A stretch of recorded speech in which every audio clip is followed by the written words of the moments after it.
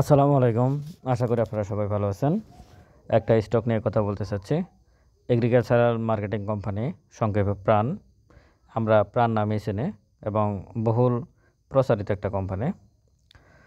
তো এর ফান্ডামেন্টাল দিক একটু যদি বিবেচনা করি, তাহলে টোটাল শেয়ার সংখ্যা হচ্ছে ৮০ লাখ। এই category share. Paid up capital হচ্ছে ৮ কোটি। লং টার্ম কোনো লোন নাই। শর্ট টার্ম লোন হচ্ছে ৬১ কোটি। ১৯৯৬ সালে শেয়ার বাজারে লিস্টেড কোম্পানিটা প্রাণ।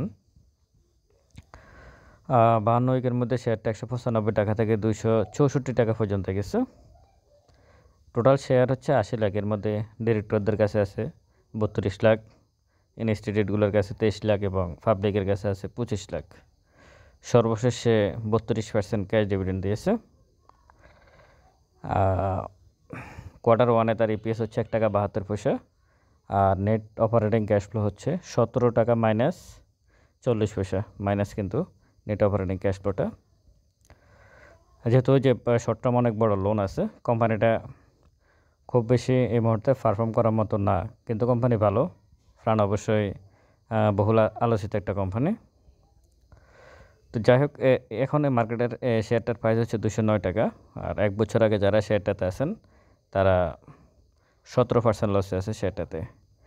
এখন এই শেয়ারটা অবশ্যই ফান্ডামেন্টালি খুব বেশি স্ট্রং না, মানে মিডল টাইপের একটা শেয়ার। এই শেয়ারটা নিয়ে কথা বলার অন্যতম কারণ হচ্ছে গত ২ দিনের ভলিউম, মানে একটা ধারাবাহিক ভলিউম লক্ষ্য করা গেছে সেটাতে। গতকালকেও ভলিউমটা যা ছিল, আজকের ভলিউমটা আর একটু বাড়ছে।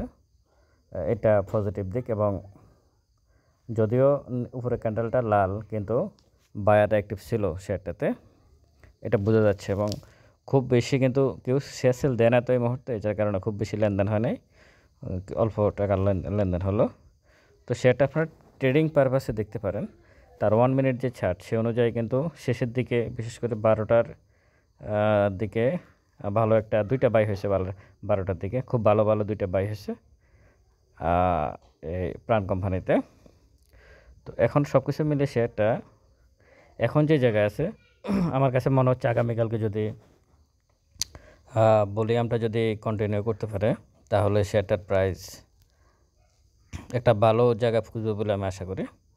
কারণ ক্যান্ডেল এবং ভলিউম অনুযায়ী প্রাইসটা মোটামুটি একটা ভালো পর্যায়ে আছে। অবশ্যই শেয়ারটা যদি 200 টাকা, 205 টাকা বা এই টাইপের যদি চলে আসে, তাহলে কিন্তু শেয়ারটাতে স্টপ লস নিতে হবে আপনাদেরকে, মানে সেল করে বেরিয়ে আসতে হবে।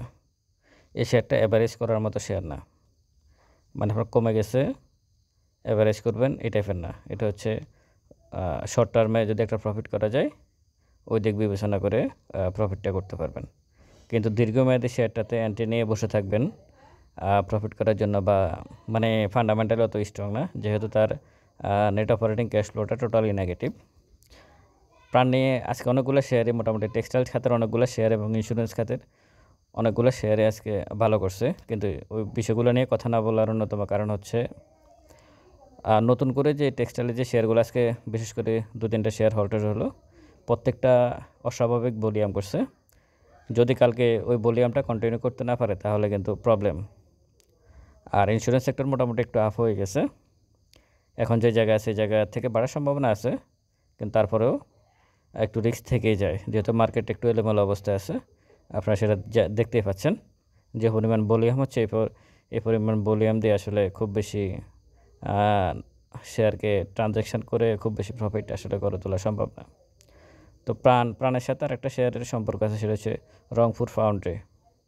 এই দুটো শেয়ার কিন্তু একই কোম্পানির। এরা কী বলে, যখন বাড়ে তখন এই 2টা কোম্পানি একই সাথে বাড়ে, আবার যখন প্রাইস কমে, তাহলে এই 2টা কোম্পানির প্রাইস একই সময় কমে যায়। তো আপনার শেয়ারটা, এই প্রাণ শেয়ারটা আপনার ট্রেডিং পারপাসে দেখতে পারেন।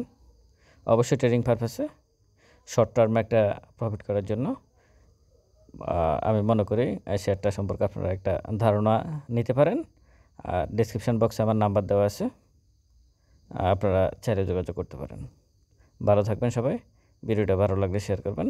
আসসালামু আলাইকুম।